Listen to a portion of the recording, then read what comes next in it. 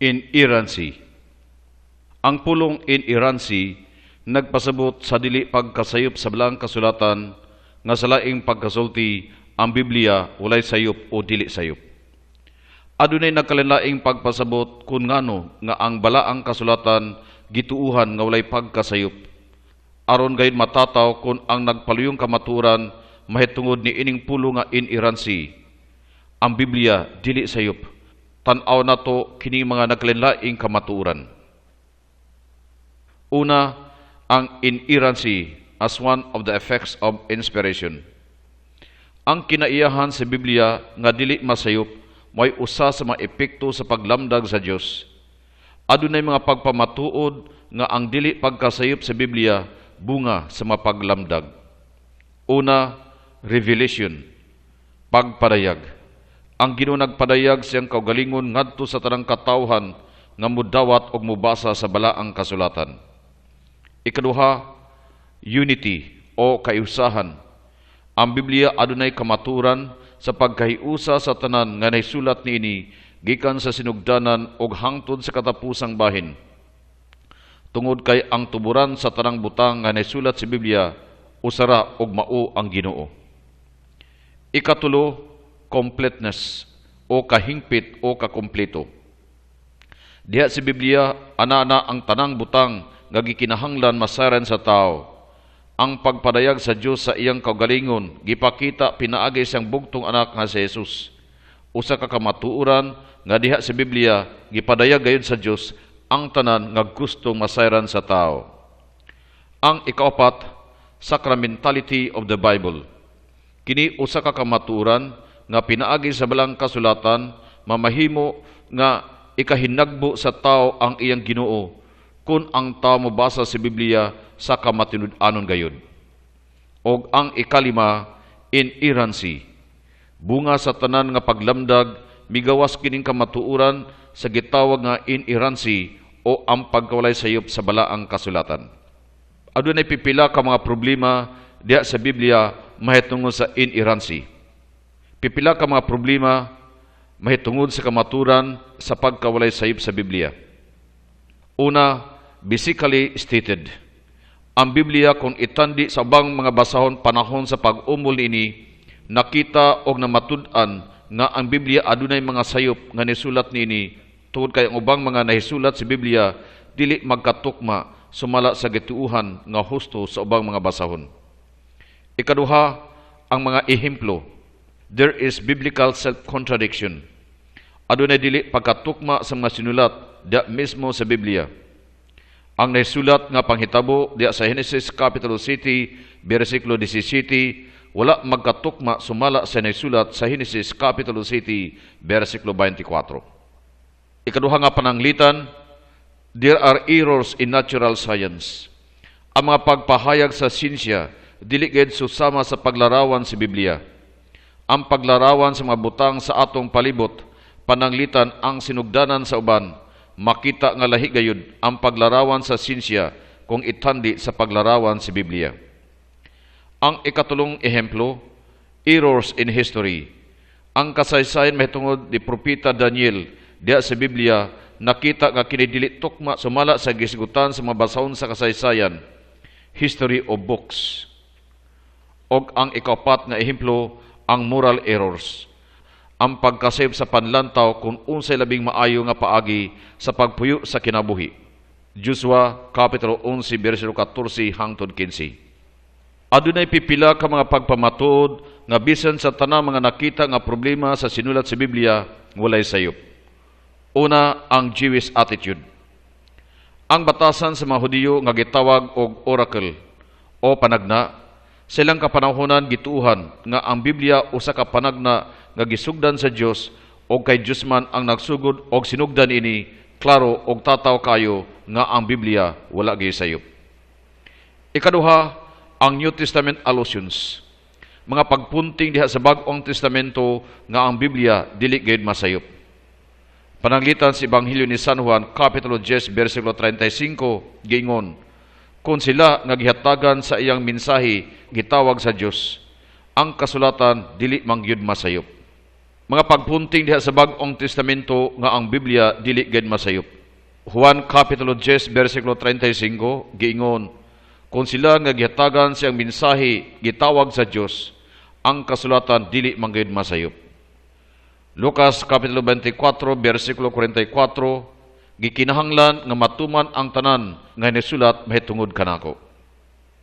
Mateo Kapitulo 5, versikulo 18, bisan ang labing gamay nga kudlit o ang labing jutay nga bahin sa balaod, dili gid sayluan hangtod matuman ang tanan. Mateo Kapitulo 4, versikulo 4, ang kasulatan nag-ingon, dili mabuhi ang tao sa paan lamang, kundili sa matagpulong nga isulti sa Dios.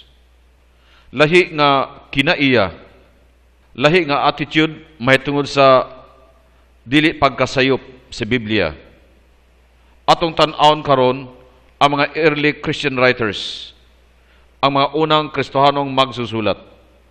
Una, si St. Clement of Rome. Misulti, ang Biblia mao ang mga sinulat nga tinuod o matuod gayud tungod kay ang tanang nahisulat niini.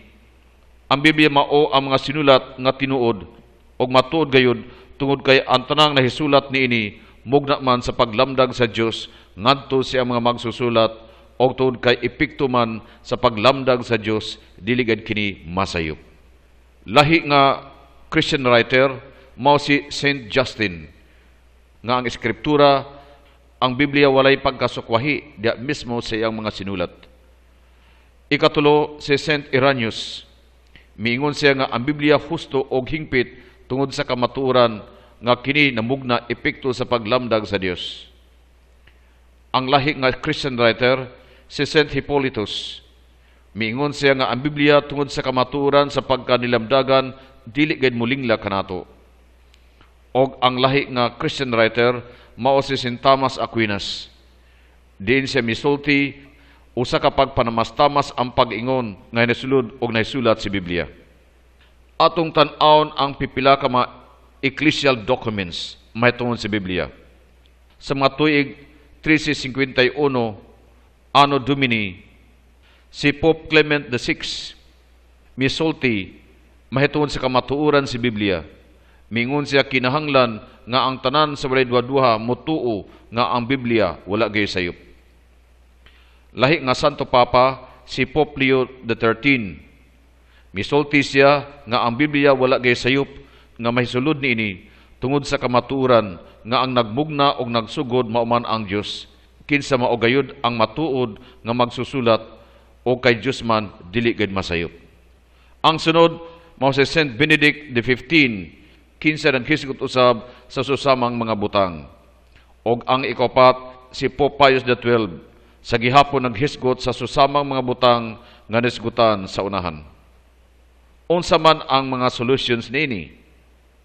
Dili makasulbad sa problema ang pagpunay og hisgot nga ang Biblia walay sayop, kundi mas nindot ang pagtan-aw nga ang Biblia adunay kamaturan.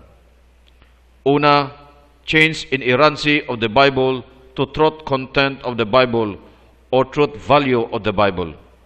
Ang pagtan-aw sa kamaturan diha sa Biblia o kaha ang pagabililhon sa kamatuoran nga anaa sa Biblia, ang masatagan o dakong pagtagad kaysa pagpunay og hisgot nga ang Biblia walay sayop.